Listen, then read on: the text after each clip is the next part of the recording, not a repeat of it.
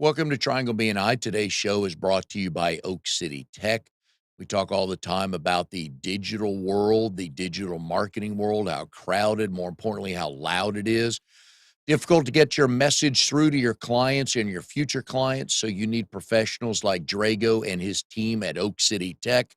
Whatever you need, they can do. You go to oakcitytech.com, tell them what you're looking for. I know they'll be able to help you. Hi, everybody. My name is Mike Manning. Each week on Triangle BNI, we bring you a local small business success story. If you are not familiar with BNI, it is Business Networking International, the world's largest networking organization. Our little slice of heaven here in the Triangle, Raleigh, Durham, Chapel Hill, and the surrounding cities. Every week, about 30 chapters and around 520 members get together, and our job is to help each other grow our businesses. And our local small business success story today is Mike Hall with Transworld Business Advisors of Raleigh. Mike is in RD 34. The name of that chapter is Pay It Forward. They meet Friday mornings at 8 a.m. at the Outback Steakhouse on Walnut Street in Cary. So if you're in that area, you want to meet some very, very good business leaders and good referral partners, I know they'd love to have you visit. Good morning, Mike. How are you? Great, Mike. Great to be here. Glad to have you. Transworld Business Advisors, piece of cake job, ho hum. All you do is help people buy and sell businesses. No big deal, right? Yeah, I have a team of closing coordinators who do everything. I usually just lay on the couch and watch reruns. Did you know math was going to be involved? Yes, I did. My aptitude in this area has grown exponentially since I've started doing this work. It's funny when we look back at high school. Well, I'm not going to need that, and I thought that way about calculus. I don't know if you need. I don't know who needs that. Not me. But we look back sometimes. It's like, that is coming into play now. Seriously. Are you a numbers guy? Do you enjoy that now? Um, to a certain extent, yes. In the aspect that numbers represent a story. Yep. We'll get more into my background in a little bit, but I am not a classic math person to answer your question. But as numbers tell a story, it is very interesting to me. So you help people sell businesses, buy businesses. Yes, both. Yep. The primary focus we have is on helping business owners to kind of figure out what their end goal is, formulate an exit plan, and then help them to carry out that exit plan. But I also work with buyers as well. So let's talk about the seller side. And I love the planning ahead. You may not be ready today, but if you've got a business and you're kind of in that thinking about it stage, what's a couple things for that business owner to kind of start putting on paper? Kind of thoughts? Yeah, well, so many things, but I'll narrow it down. One of the most important things that a business owner has to stay on top of is keeping clean books. Yeah. Okay. So if there's any weak spot in their accounting or record keeping about their income and expenses, that is absolutely, that's of primary importance. So start there, take care of the basics. Beyond that, just making sure that you're maintaining that profitability year in and year out, and watching your expenses. It sounds very basic, but it's the fundamentals that matter when it comes to selling a business. In a previous life, I was a business broker for about a year in Daytona Beach, and got a listing one day, got everything signed, everything in order, went to meet with the owner, said, okay, now let's start talking. Let's evaluate, see what this business is worth. And he said, which set of books do you want to see, Mike? And I went, you only have one. You can either, in my mind, I'm simplifying it. You can either sell your business for profit or you can screw the government, but it's really tough to do both. So when they're looking at let's just talk about the good books. All right. Are you looking for, so let's say they had to do some cleaning up. Are you looking at like a year of that? Where after it's cleaned up and everything's in order, 2 years, what are they thinking about? Yeah. So ideally, what you want to have are 3 years of historical financials. So right now, if I were doing a valuation, I would be looking at 19, 20, and 21 completed taxes. And I would also want to see some type of, since we're late in the year, I'd want to see some year to date profit and Mm, loss. yeah. And the other thing I learned was, and I think we're all guilty of this, is we think our business is worth way more than it probably is. Because I know a lot of people look at, well, I brought in $250,000 last year, Mike. That's what I'm asking for. Yeah, but your net was 57.5. Is that a difficult conversation? I know it's needed, but can that be a difficult conversation sometimes? It can. And I've had this discussion a number of times, as you can imagine. What we try to do, or what I try to do, is to provide a little bit of perspective, Mm. because I think business owners, many of which feel like that they need to hit the lottery when they sell their business. And it's easy to get short sighted to forget, hey, if I've had this business for 10, 20 years, I've been profiting off of this business all along. And so I don't have to hit the jackpot when I go to sell it. Mm. Um, and keeping that perspective in mind, but getting down to the brass tacks, the market is a very unforgiving force. And you know, and I sometimes I've lost potential clients because I do not um, overinflate valuations. I try to shoot very straight, very respectfully, very sensitively, but I'm going to shoot straight with you because I don't want to waste your time or mine when we go to sell if this thing is overpriced. It's kinda like pricing a house that you're about to sell. You can put $500,000 out there, but if all the comps say 410, you might be sitting there for a while with your house on the market. Absolutely, no Uh, doubt. yeah, and trying to get to the point of thinking about selling your business, what I love that you guys do, and here's a shameless plug, but it matters, is the confidentiality that you put their business on the market. Because a lot of people, because the last thing you wanna do is find out your employees and or your customers know you're selling, and that could cause a whole lot of phone calls you don't want. Hmm. Yeah, so that is absolutely crucial. I use this is a phrase I tell people when I'm, onboarding clients. I'll say, look, if you're selling a house, you want everybody and their cousin to know that you've got that house for sale. Mm. You can't do that with a business. You have to be discreet, and you got to protect your employees. You got to protect your customers. You got to protect your vendors.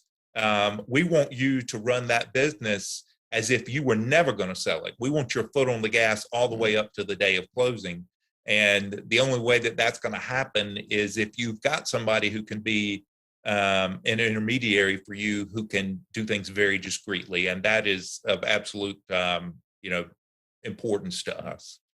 And I know there's no clear-cut answer for this question, but is there a window that they can expect their if the economy's good, depending on what definition of good is, and the business is fairly priced, how long might that some of those businesses be on the market? Yeah, that's a great question. And I get that quite often. So just here's a little stat for you. About 60 to 70% of businesses that get listed for sale never sell. Ooh. It's very sobering. Yes. Now, thankfully, our average is much better than that. But the reason is we have very clear cut criteria that we're looking for in a business that we list for sale. And I said all that to say, when we follow our criteria, so either you meet that criteria currently, or we're going to have to get you to that point. But we do that before we put your business on the market. That is going to, number one, greatly increase the chance of your business selling. Number two, it's going to also likely shorten the time it's going to take to get it sold. So on average, our businesses sell, I'd say anywhere between 6 to 9 months is our Okay. average. All right. and also looking at the different types of businesses. Some are where the business is not about the owner, and others are the owner is the business, where they know all the clients know them. They may have a staff or a limited one, and those can be difficult because that relationship that the owner has, I mean, that's what people are buying. They're buying that relationship to the owner, and that could cause not problems, but that could make it a little trickier to sell, right? Yeah. But the thing in the process that makes that successful is that transition time when you're going from current owner to new owner. You know, part of what a business owner is selling is their goodwill. And that's at the heart of that goodwill, is making sure that you're able to affect a very seamless and successful transition so that those clients know, hey, this new owner, I've vetted them. They've gone through a whole process to buy this business. I am confident that they're going to give you the same level of service that I did. Um, you can't put a price tag on that. Yeah. And moving over to the buyer's side, now we know anybody listening or watching today, if they're going to buy a business, we know they're going to call you because we're going to put your number up here a bunch of times. So let's assume they call you. So they have a dedicated professional on their side. What's a couple things they should be looking at within the business to know, oh, this could be a good one for me? I mean, the numbers don't lie. People can lie, but numbers don't lie. And hopefully the numbers are reported correctly. But assuming that to be the case, you've got to do your due diligence. You've got to look at those year in, year out financials. You got to dig in there and see if there's anything that sticks out that looks unusual. And you've got to ask some really good questions. There is there's no such thing as a perfect business. Every business is going to have some kind of wart or flaw. Okay. It's just the way of the world. And so when you go to buy that business, it's not that because that business has a wart or flaw, you're not going to buy it. You just want to know what that is so that you're informed and you can work around that or you can improve on that. And so digging down into those numbers, finding out about their employee situation. I mean, that's a huge deal right now, right? Finding good help and good employees. So you're going to want to know if this is a business that has 5, 10, 20 employees. Okay, well, what does that, what do your employees look like? Are they solid? Are they dependable? Am I going to be able to count on them? Are they going to stay after the transition, or am I going to have to hire a whole new slate of employees? And then just making sure that that you've got a good plan for maintaining cash flow. That is so vitally important. I think cash flow is probably what kills so many new business owners and new startups. They've got to keep an eye on it, and they've got to be able to tell from the numbers of this current business, hey, what does that cash flow look like? Am I going to be able to maintain this or improve on it? Yeah. Just fundamental things like that are absolutely vital. Oh, cash flow is king, man. Because if it's not coming in, it's going to be difficult. Have you found in the last 6 or 7 months with the employment market, and this is no political stand or anything, so, all right. Have you found businesses have been impacted by that when they're trying to sell? Yeah. So, and again, it depends on the type of business. Some businesses, uh, tend to have more of a struggle with finding good help than others.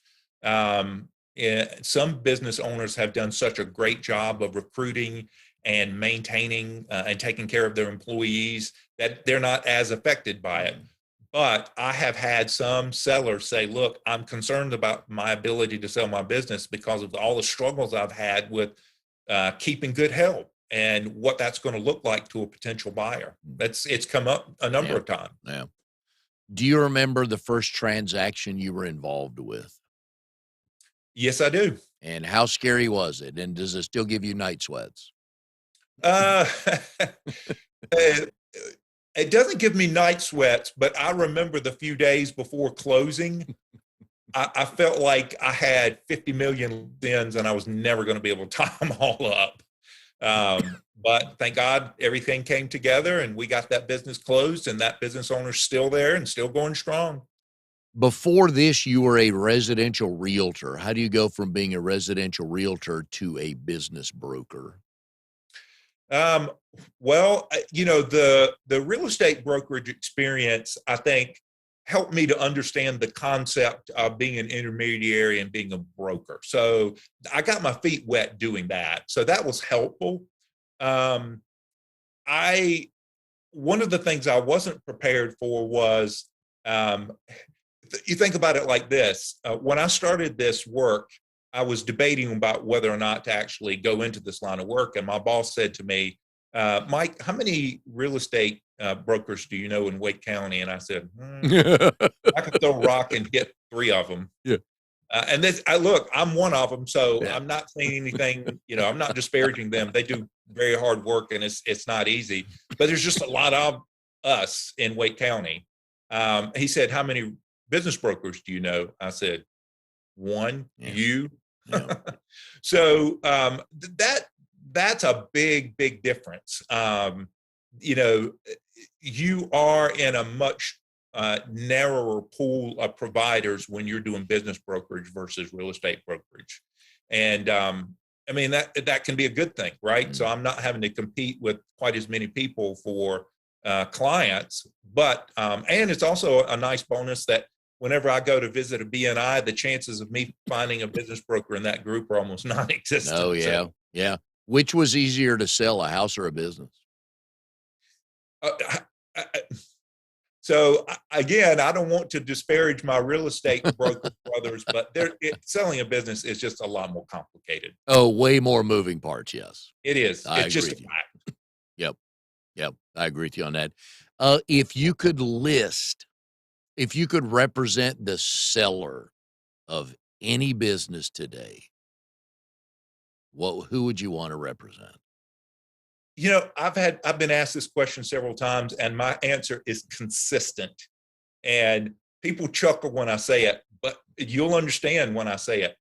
I would love to represent someone who does septic tanks or septic pumping or porta potties. Yeah. I mean, Why? because look, there's real money in dirty jobs. I know I'm borrowing a cliche here from Mike Rowe, Yep. but I mean, the owners of those businesses are making a killing because they're providing such a valuable service that very few people want to do, and they're in there doing great work, and they're getting rewarded for it as they should be. Do many of them come on the market very often No, because they're making so much money? absolutely.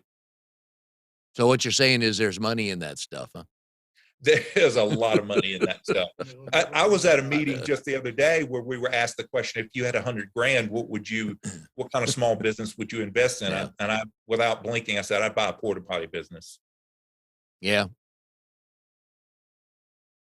Yeah, it makes sense. I have no idea what they charge per, like at let's say there's a downtown festival this coming weekend, and they've contracted with whatever city it is for, 50 porta potties lined up over a mile strip. I mean, what do they get for that? Is that a pretty good rental? Yeah. So, well, that's the key, right? So, some of the most profitable businesses to sell are businesses that have recurring revenue. Oh, love And that's at recurring the heart revenue. of what this type of business is, because you're renting Yep. a piece of plastic and the service to keep that piece of plastic clean. And Yep. if you think about it, once you invest in your units, as long as you maintain them, they can last a long time. And so it's recurring revenue. It's a business that not too many people want to do. It's just there's very few downsides except for the most obvious. Yeah, it's like the home service industries, the electrician, the painters, and people like that that have these trucks. There's a price on that truck for every day and every week for that individual truck to make for the business to be profitable. Mm-hmm. Yeah. No, I love stuff like that. Because when you break it down to simple things, it's like, oh, okay. Oh, 1,200 a day. Okay. Our average price is 900. Okay. All right. Instead of saying, hey, you need to bring in $250,000 to keep your 4 trucks running. He's like, and there comes the trouble right there. It's like, no, just Yeah. break it down. I like that a lot. Absolutely. Well, cash flow is king, and margin is the breadwinner. I like that. Yeah. Well, and I run, and I know you run across this all the time, but I run across this in BNI every now and then, talking to people. They don't know their numbers. They know the phone's ringing. They don't know why. So they don't know the money and time they're spending is working. And if the phone's not ringing, they don't know why. And it's like, man, so let's talk about when the phone's ringing, you got to know where your numbers are coming from. Otherwise, you can't prove a lot or figure out. So if I'm spending $2,000 a month on door hangers and $2,000 a month on radio advertising, and I track neither, but the phone's ringing, what have I learned?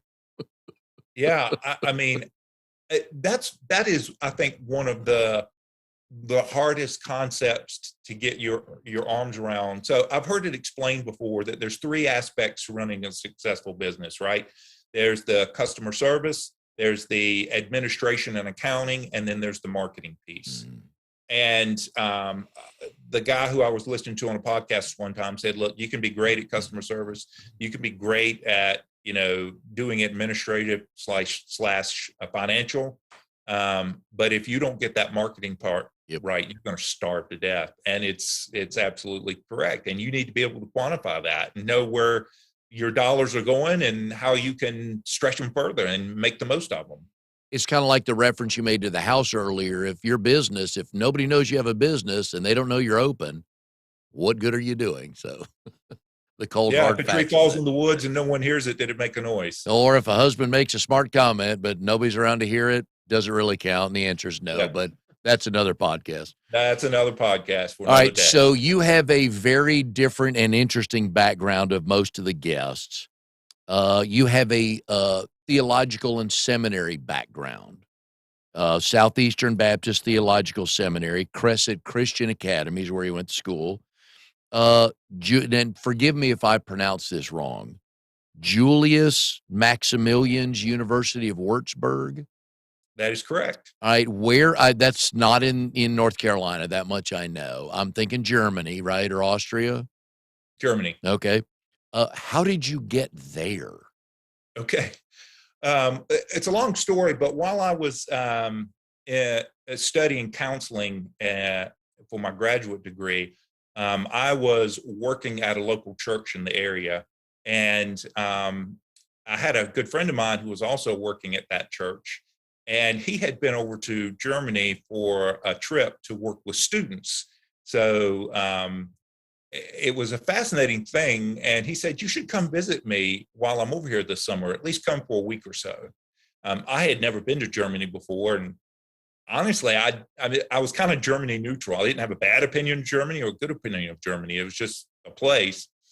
But I went and stayed there for a couple of weeks. And then he and I came back to the States together at the end of his time there. And I absolutely fell in love with the place. The students were really neat kids to work with. The country is absolutely gorgeous. The food was amazing. Yeah, there was just a lot to love about that country. Plus, I'm a history buff, so I mean, everywhere I turned was something historical and fascinating to me. So I really enjoyed it, and so I ended up going back there to serve to work in a couple of different churches, helping them with their students over about a 2-year period. Very nice. Did you take advantage of traveling around Europe while you were there? I did, yeah. In fact, I was able to get to several European countries, but more importantly, I spent a lot of time in Germany, just kind of doing a little bit of research and learning more about the Protestant Reformation and Mm. Martin Luther. And I had where I lived was only about an hour and a half away from the Wartburg Castle, where Martin Luther translated the scriptures from Latin into German, Oh, and wow. where it's supposedly he wrote the hymn "A Mighty Fortress Is Our God." And I was able to tour that many times and see that bit of history, and it was absolutely fascinating. Wow, I like that. And the history there, you could have stayed. You could still be there today learning and learning things in that world, and I know it probably would have been fun to hang over there. Yeah. Um, Sure I've got was. a niece in Germany. Her husband's stationed in the army over there. And every now and then on Facebook, they'll just pop up with pictures. Hey, we're in Austria. Decided to come over here. And it's basically kind of like driving from, I think, Raleigh to Richmond. Hmm. Sometimes when you go to these European countries, it's just not that big a deal. It's just like No, us crossing state lines here. yeah, no, and that was one really cool thing. So while I was at that university in Würzburg, I joined a fraternity, men's fraternity, and I got to be good friends with some guys in a sort of a brother fraternity in the same town. And one guy in particular, he was a tour guide and was a student and spoke excellent English, and we got along great. So there were a number of trips that we took together, but one of the more memorable ones was when he took me down to Salzburg, Austria, which it took us Ooh. maybe about 6 or 7 hours. Maybe it was 8 hours now that I think about it, to get from where we lived, where we were, over all the way over to Salzburg. And absolutely beautiful, Yeah. gorgeous. Love the movie Sound of Music. I bet it's, yeah, gorgeous over there. Yep. So Crescent Christian Academy is the one in Durham, is Yep. where you went, correct? Yep. What was the best thing about going to high school there? Um, so I felt like at that school and at that time, we just had a great sense of community. Mhm. We had a great high school choir that I was able to take part in, and we toured and traveled, and um, it was just a great environment to grow up in. Some people look back on their high school years with awkwardness or negative memories. Not me at all. I Yeah. loved high school. I had a great experience. Had some fantastic teachers. It was a very formative time for me, and so I'm very grateful for the time that I had. I'm with you. I would just like some of those pictures, those senior pictures to be redacted, but unfortunately, my oldest son has a couple, and he trots them out about once a year on Facebook, have a little fun, so Yeah, absolutely. I had the, Greg Brady hair, it just grew out, not down, just out, and so I had to, Yeah. Well, in my case, I had hair, yeah. so I'd be thankful to have some of those out just to prove it. At Crescent Christian Academy, did at any point in time, did being a business broker one day cross your mind? Oh no, not at all. Furthest thing from my mind, because at the time I just assumed that I was probably going to end up being a teacher like the ones that I Mm, respected and loved so much when I was in school. yeah. Now, according to my crack research staff, you in fact were a small business owner back then, probably before high school. You had a lemonade stand. I did, but uh, that's not the most interesting thing. The most interesting thing was when I was in elementary school. um, I figured out that I could take things with me to school, particularly food items, and I could sell them to my classmates. And so I came home one day and I had a pocket full of change. And my mom was like, "Where in the world did you get all of that money?" I'm like, "Oh, Yeah, yeah. and I kind of stumbled around a little bit. And finally, I told my mom what I did. And boy, I got in big trouble for that. It was sort of a, hey, you probably ought not to be doing that. But deep down, I knew she was kind of proud of me for being Oh, such yeah. a good woman. What was the going rate for a peanut butter and jelly sandwich? Oh man, that's been such a long time ago. I don't remember. I do remember selling saltine crackers for like 10 cents a piece. Wow. And how long did you pull this off before mom quashed it?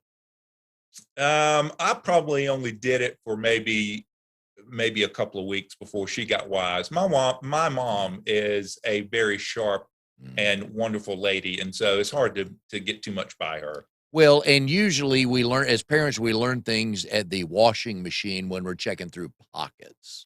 And I'm Absolutely. sure she found probably a few more quarters than she normally did. It's like, all right, what's he up to? So, but you Mhm. probably thought you were the richest kid in elementary school, right? Oh man, I couldn't wait to get to the store so I could buy some candy. Naturally.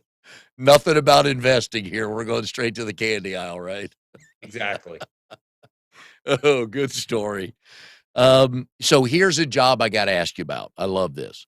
at Williamsburg Christian Academy. You were an instructor of history and apologetics. Do Yeah. tell, man. I've never heard that before. I got to know. Okay. So I always wanted to be a teacher at some point in my life, and I was able to fulfill that desire. And I still use that gift of teaching in a lot of different ways. Um, but I was offered the position to go up there and to teach history and also teach apologetics. So apologetics, if you think of this from a Christian standpoint, is helping people to understand the basics of their faith so that they can explain it and defend it properly when challenged. And so we would spend a lot of time talking about um, how to use the English language, how to understand the basic tenets of Christianity, the Bible, things like that, because people are curious. So not everybody. They talk about America as a Christian nation, which that's highly debatable at this point in time. But um, Yeah. but there are a lot of people who aren't Christians who are curious about Christianity and want to know what's it all about? What are the teachings? And so this class was basically helping these students whose parents and families are Christian to understand what they believe, why they believe it, why it's important, and how to communicate it effectively in an appropriate way. There's a lot of fulfillment you got out of that, I bet. Oh yeah, I loved it because I like the idea of uh, sort of healthy debate. I don't mean like rancorous, Mhm. divisive debate, Yeah. but healthy dialogue, which is something I feel like that um, any academic setting should be, a place where things can be debated in a healthy way and Yeah. where things can be questioned and discussed. And, you know, you know, there's very few things that you hold so sacred that you don't debate or discuss them. Almost everything is on the table for discussion, and I had the opportunity to sort of cultivate that mentality with those students, and I thoroughly enjoyed it. It was great. I yeah, today you're right. I mean, on TV, there's a lot of people swearing to God about the other side of the aisle. Let me just say it that way. But I don't know why I can't in today's, and we're not going to get off on a tangent here, but I don't know why I can't just ask a question about something and not be branded immediately or labeled. Like, don't you want to learn? Like, okay, so if you and I disagree on something and we're good friends, I'm like, I'd ask you about it. I just want to know. I try and change your mind, just trying to understand. Because sometimes it's good for all of us to defend what we believe and what we say. Yeah, absolutely. This is one thing. Again, not getting political, but in the environment in which we live now, people can't have civil discourse. Yep. Everything's got to get nasty really quick. I'm no fan of that at all. Now, if you were to ask me, are there some things that I believe and hold to that I'm not going to back down from? Mhm. Absolutely. Yeah. But I don't go around beating up people on the head with those ideas. I take it to the marketplace and we talk about it like adults. And if someone sees my point of view, great. If they don't, that's okay. Yeah. But I feel like we've lost that. And that's why I enjoyed teaching that class so much, because that's exactly what we did. We created that environment for us to have a marketplace of ideas, to discuss things, Yeah. and to give these students some critical thinking skills and some communication skills so that they would be equipped for life to be able to carry out civil discourse and of course share what they believe. And I hate it that we've lost that in Yeah. this country. I'm with you. I enjoy good, healthy discussion just to learn, and we can part. We can still have a glass of tea or a beer or go play golf, whatever. I'm not going to lose you. Anyways, all right. Absolutely. So let's get on to one of your favorite topics. Your wife, Patty. Mhm. I always like to ask folks on the show, how did you meet, and do you both tell the story the same way? um, so I'll answer the first question, how did we meet? So I was actually an old bachelor. I never thought I was going to get married. It was just one of those things. It just busy in life, traveling a lot. It wasn't that I was against it. It just one of those things. And so I happened to be in it was a Christian dating site, and I happened to notice this lady, her profile, and I thought, well, she's what the things that she writes in this profile intrigued me, um, because I had very high criteria in terms of belief and faith, and the things she wrote, they were very touching. And so I thought, I'd really like to get to know this lady. So long story short, we ended up connecting and communicating back and forth. She was living in California at the time, and she has a brother-in-law and sister and two nephews who live in Apex. And she was debating whether or not should I move to North Carolina, because she's a nurse, and so she was thinking about getting a job at one of the major hospitals here,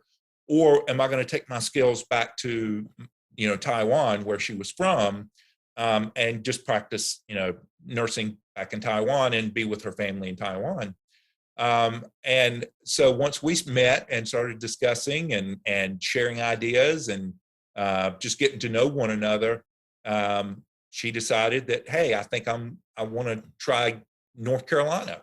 And so I'd like to think that I was a big part of that. So she moved to the area, and we ended up getting married. And I am so much better for it. We will say today at 11:38-ish Eastern time that was the reason why she moved to Apex. We will make it so.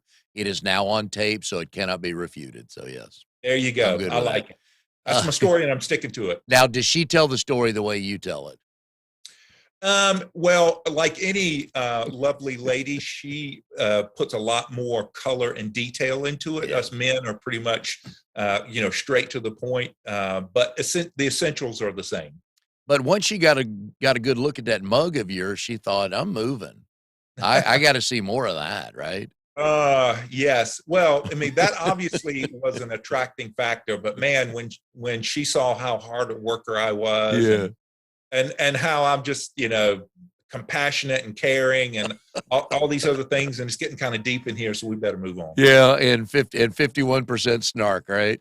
Exactly. All right, so tell us why you're a bachelor right now. Okay, thank you for asking that. So this is my first extended period of bachelorhood since we've been married. We're been married going on 5 years now.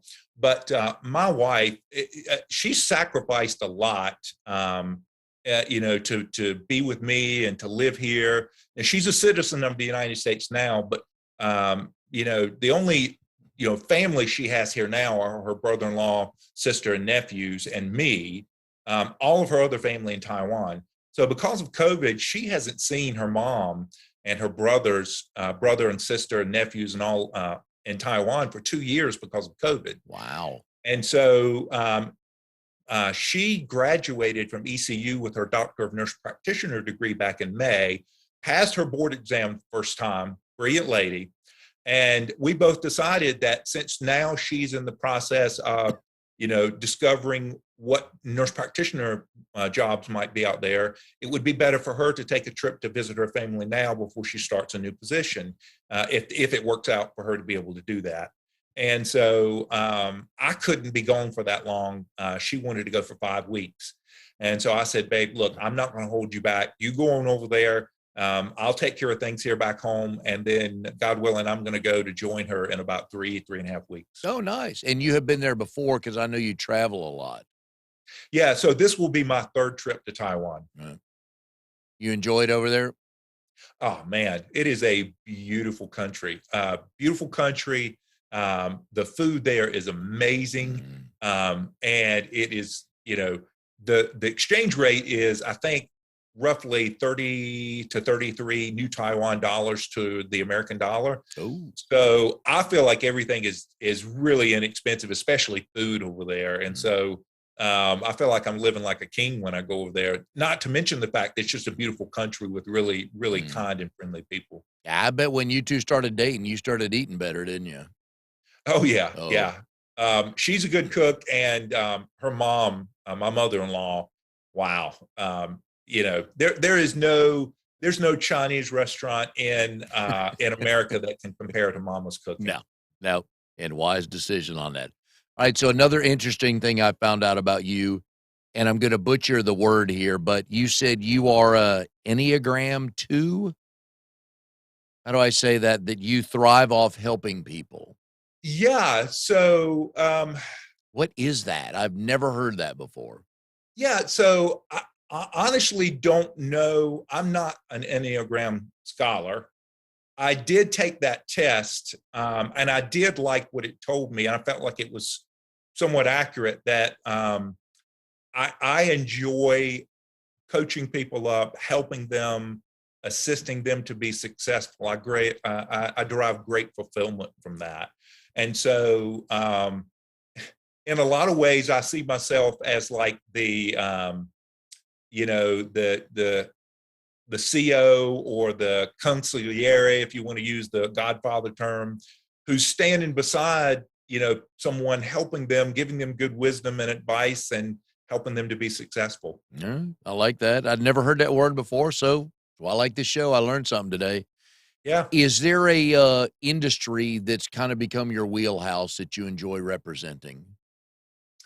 Um, yeah. So, I mentioned dirty jobs. I Yep. love service related businesses, and I've worked with several of them before. I've got some right now that I'm working with.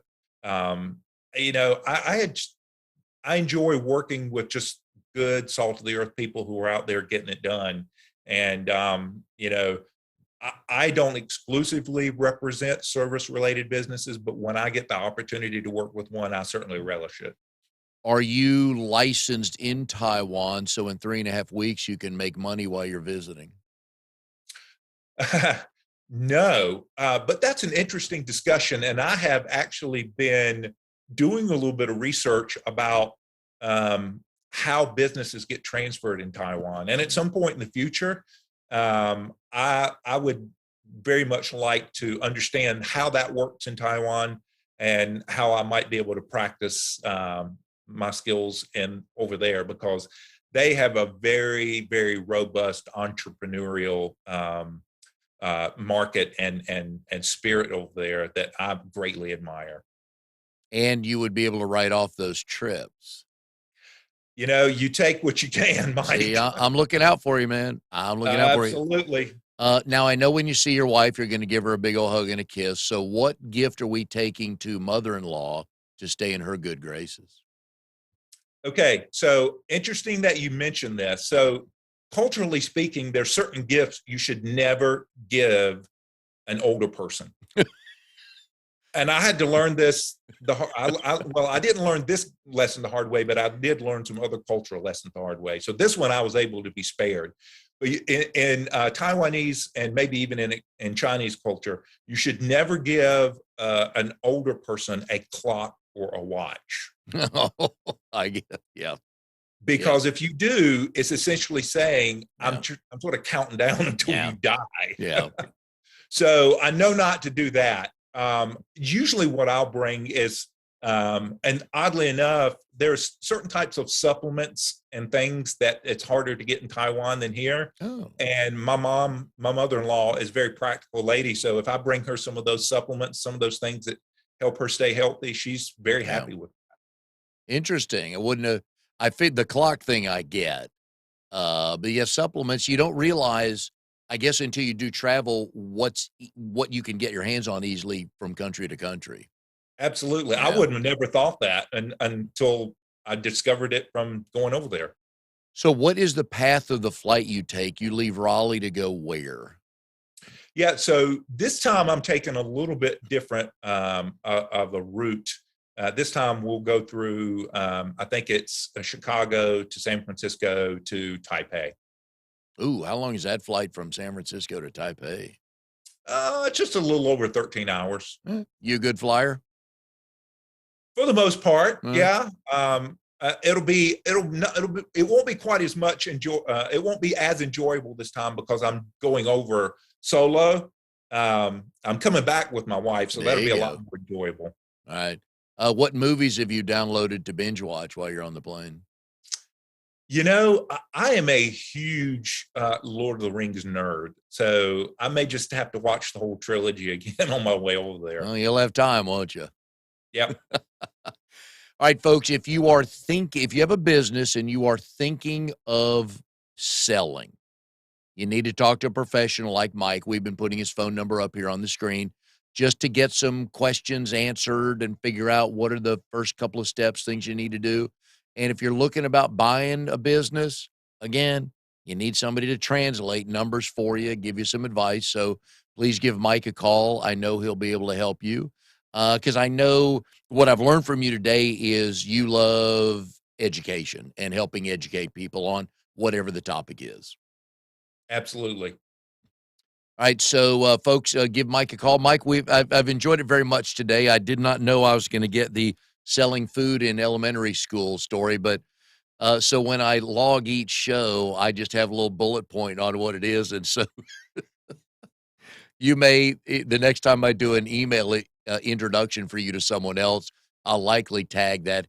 Hey, ask Mike about his business in elementary school. So yeah, but again, it Start starts. them young, man. Start them young. But it starts an email intro off on a good note because we're laughing about stories. So enjoyed it very much. Good luck with everything. Enjoy the trip over to Taiwan to see your wife and the family, and hopefully we'll cross paths here shortly on another networking event. Thanks, Mike. It's been a pleasure. You bet. And we'll see everybody next time on Triangle BNI.